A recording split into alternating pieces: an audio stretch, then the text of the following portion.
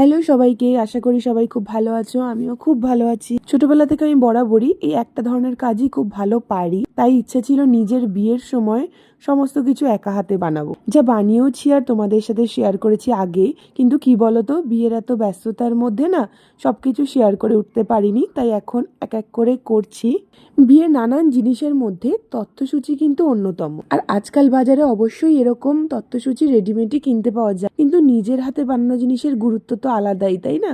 তো যেরকমটা তোমরা দেখলে, আমি একটা কুলোকে ভালো করে ফেব্রিক দিয়ে কালার করে নিয়েছিলাম, আর ক্লে দিয়ে কিছু কিছু ছোট ছোট বিয়ে রিলেটেড এলিমেন্টস তৈরি করে নিয়েছিলাম, আর সেগুলো শুকিয়ে যেতে কালার করেছি।